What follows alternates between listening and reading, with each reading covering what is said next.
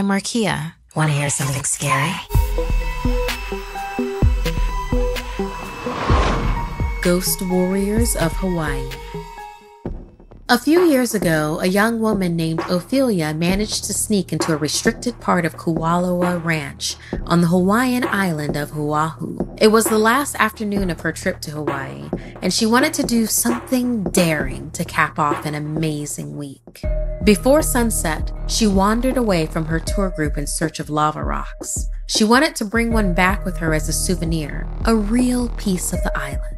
That, and maybe catch a glimpse of the night marchers, the ghost warriors of Oahu. Years ago, her friend Trent had been trying to catch them on camera, but disappeared right after. But maybe she'd be luckier.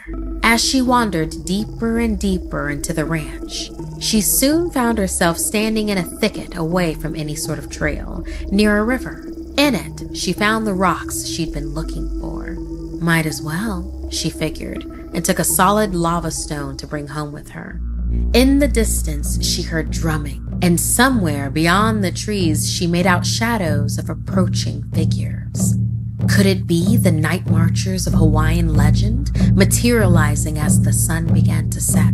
She wondered this to herself, pulling her phone out, prepared to take pictures. As soon as she pulled it out, the auto flash erupted from the device, startling her, making her drop her camera to the ground. Her screen was cracked when she picked it up. Fumbling, she tried to pull up an overhead map, but stopped when she noticed a shadowy movement. It was in the reflection behind her, in the darkened part of the broken screen. A lone figure was coming toward her through the jungle. They wore feathered adornments and carried a spear. Had she stumbled into a gathering of some kind? Worried she'd be caught trespassing, she quickly lunged away. Her tour group leader would have definitely noticed by now that she was missing. A breeze picked up, turning into a blazing hot wind. It carried the scent of sulfur, of death. Coughing, she glanced down in horror as the dirt cracked beneath her feet, zigzagging up an embankment, and lava began to seep out of the top of the rift toward her. Fog snaked itself amongst the trees. She squinted her eyes and saw little lights floating towards her.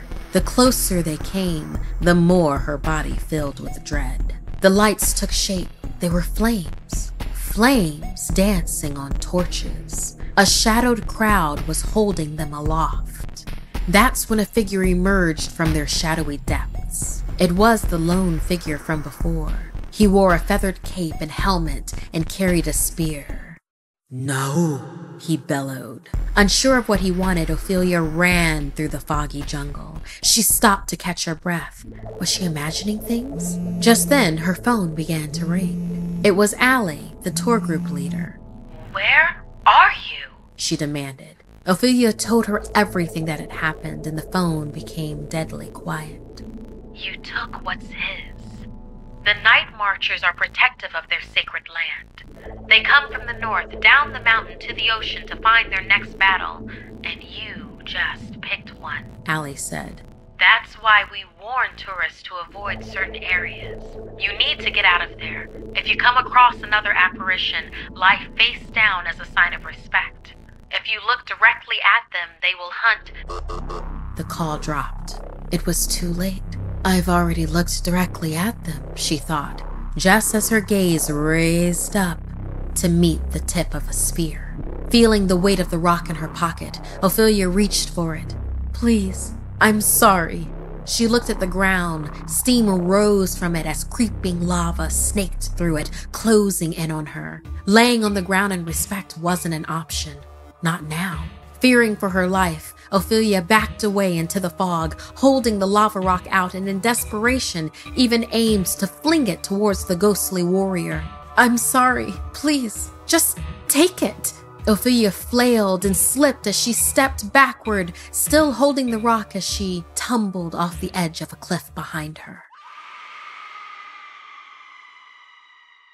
She was found the next day, washed ashore from the rocky sea she'd fallen into, lying face down, her hand still clutching the misbegotten stone.